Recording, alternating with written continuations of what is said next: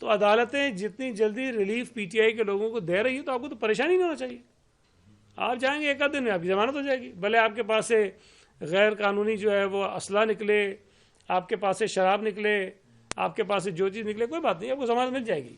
آپ election commission کے ممبران کے خاندانوں کو دھمکیاں دیں, ان کو جان سے مارنے کی دھمکیاں دیں, آپ کو ضمانت مل جائے گی, کوئی مسئلہ نہیں ہے. تو آپ کو فکر مند نہیں ہونا چاہیے. لیکن میں یہ سمجھتا ہوں کہ قانون کے مطابق کارروائی ضرور ہونی چاہیے. شیخ رشید نے گرفتار ہونے کے بعد جو مزید بکواس کی ہے, اس بکواس کے اوپر بھی کارروائی بنتی ہے.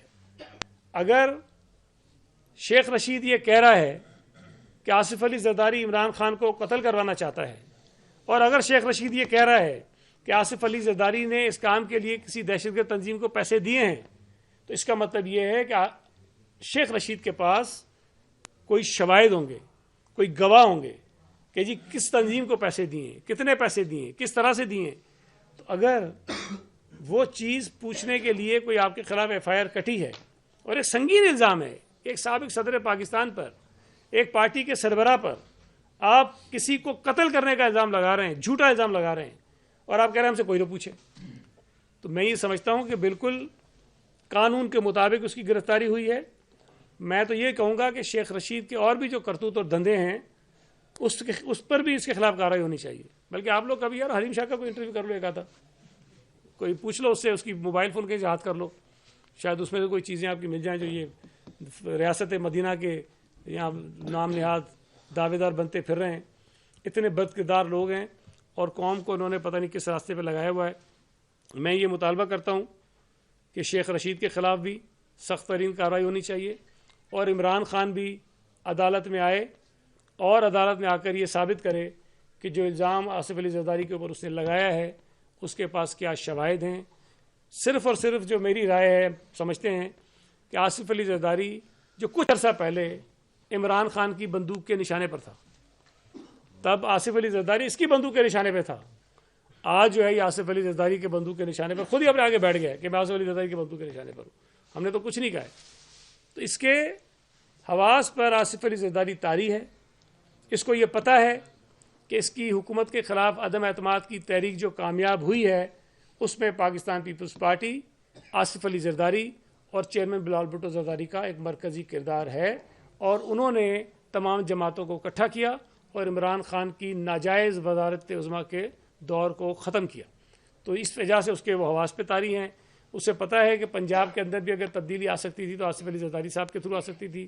اسے یہ محسوس ہو رہا ہے کہ بلوچستان کے اندر بھی اگر پیپلز پارٹی کی طرف لوگ آ رہے ہیں تو آصف علی زرداری صاحب کی محنت سے آ رہے ہیں.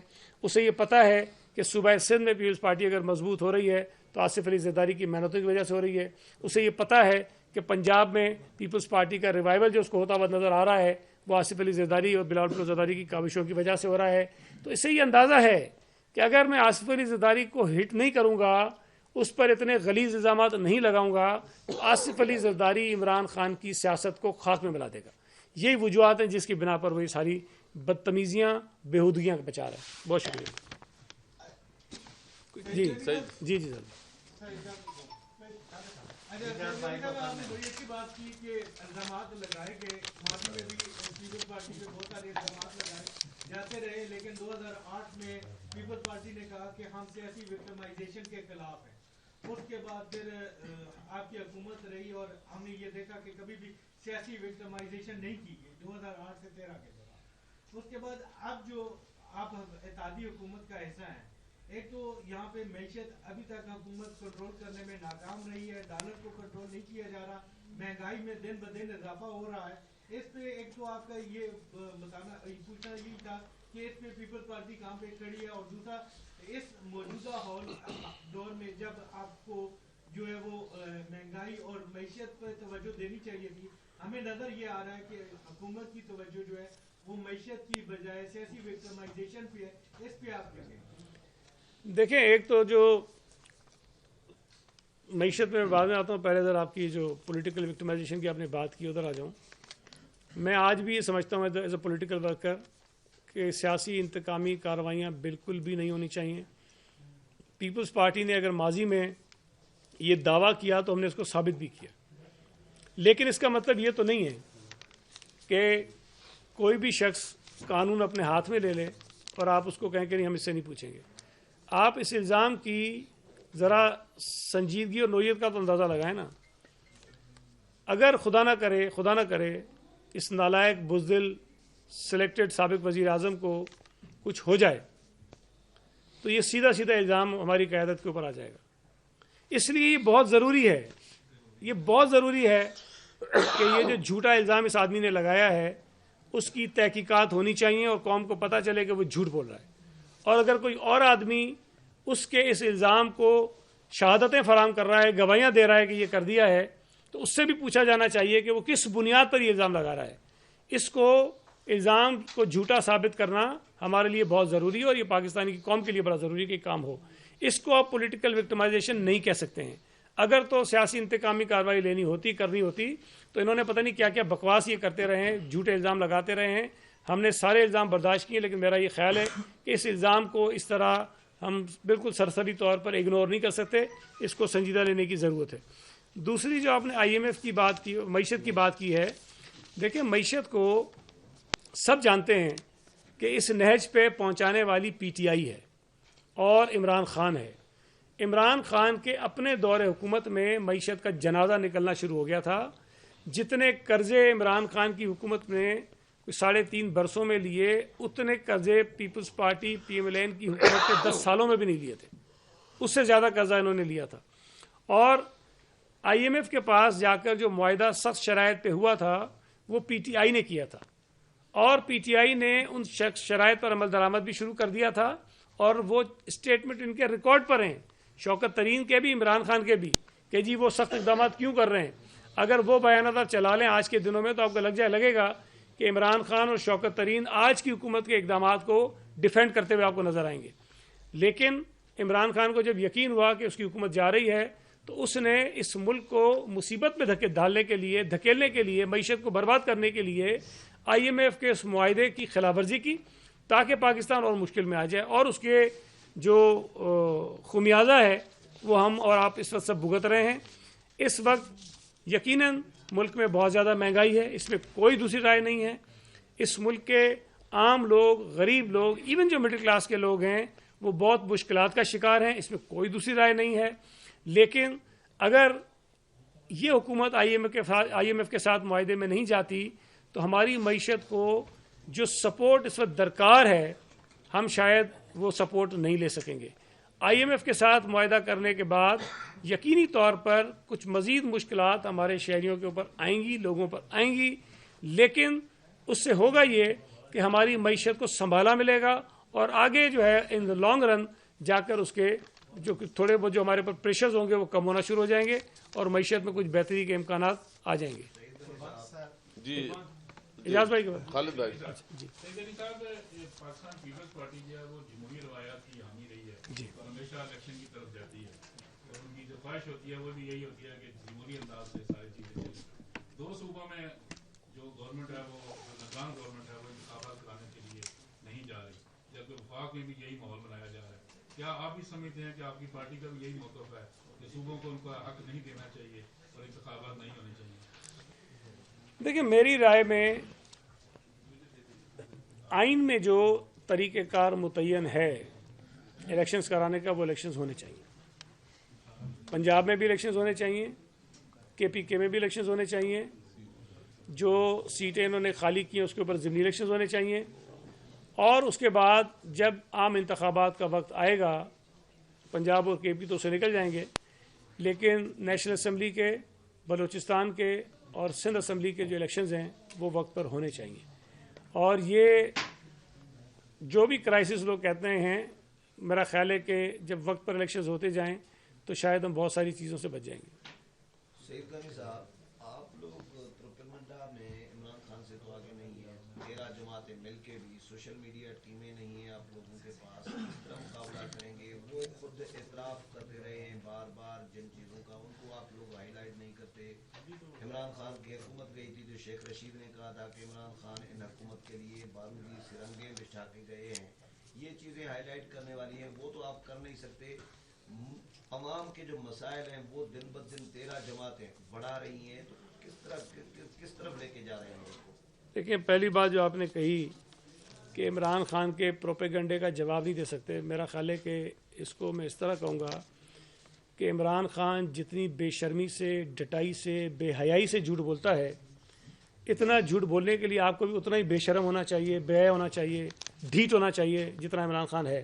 اور میرا خیال ہے کہ اس وقت اس ملک میں وہ ایک ہی آدمی ہے جو اس پیمانے پر پورا اترتا ہے، تو کوئی بھی شخص اس حد تک جا ہی نہیں سکتا جس حد تک عمران نیازی چلا گیا ہے.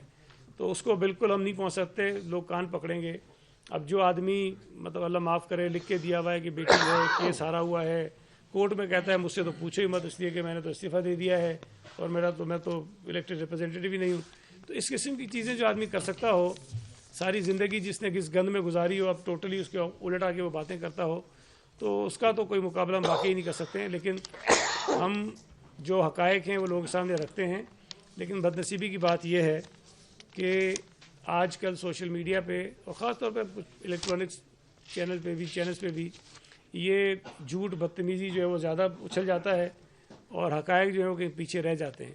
لیکن میں یہ سمجھتا ہوں کہ اس ملک کے لوگوں کی اکثریت جو ہے وہ اس بات کو محسوس کرتی ہے کہ عمران خان کا جو راستہ ہے وہ اس ملک کو تباہی کی طرف لے کے جا رہا ہے.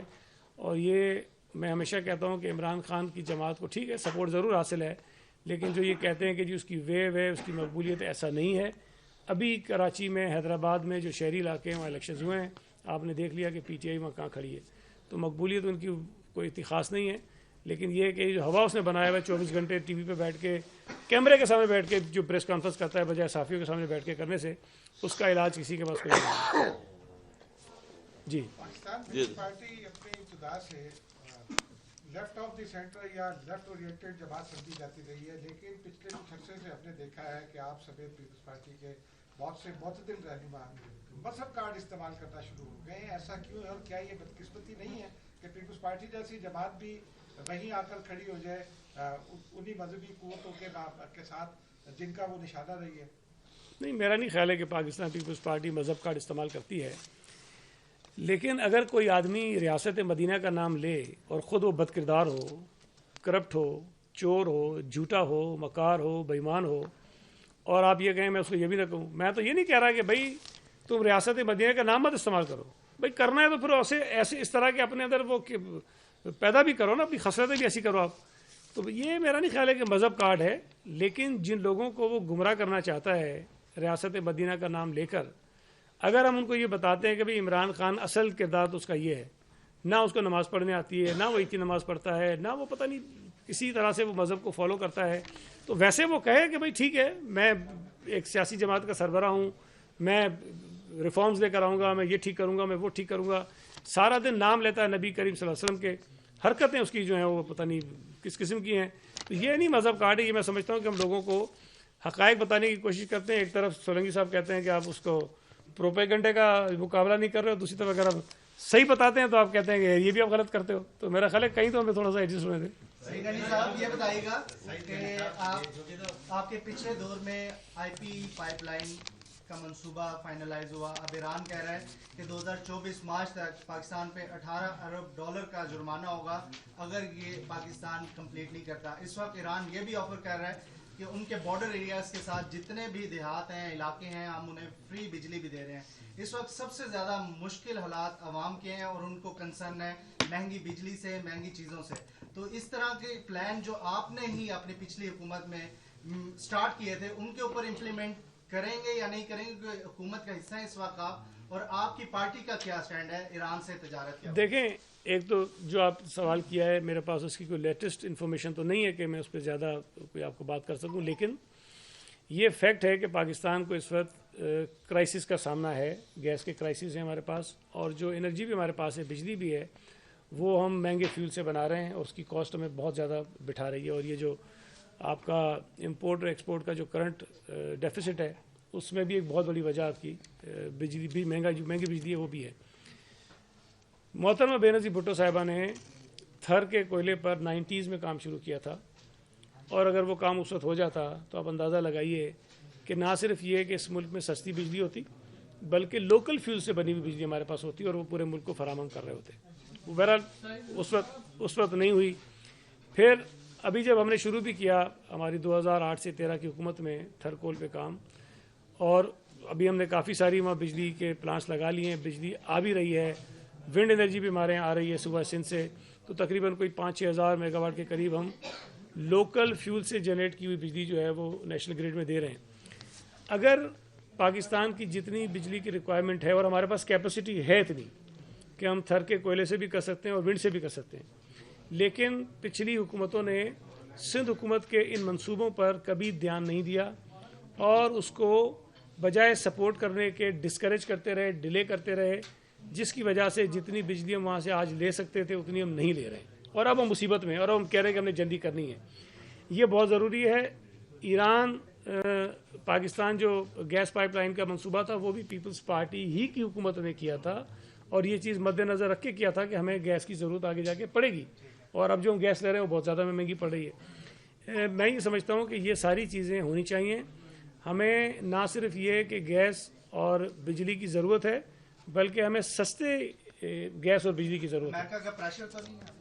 देखिए, मेरा ये ख्याल है कि अगर प्रेशर होता ना, तो अभी जो रशिया के साथ डील कर रही है गवर्नमेंट पेट्रोल के लिए, वो शायद हम ना कर रहे होते। तो मैं नहीं समझता कि दुनिया में कोई ऐसा मुल्क होगा जो आपको ये कहे कि आपकी मईशत तो डूबती है, भले डूबने दें, लेकिन आप अपनी मईशत को सहारा देने के लिए किसी और मुल्क के साथ जो है वो कोई तजारती मुआहदा ना करें। मैं नहीं समझता हूँ कि इस किस्म का कोई प्रेशर आ सकता है, और ना ही मैं समझता हूँ कि इस किस्म का प्रेशर जो है कोई हुकूमत तस्लीम करेगी।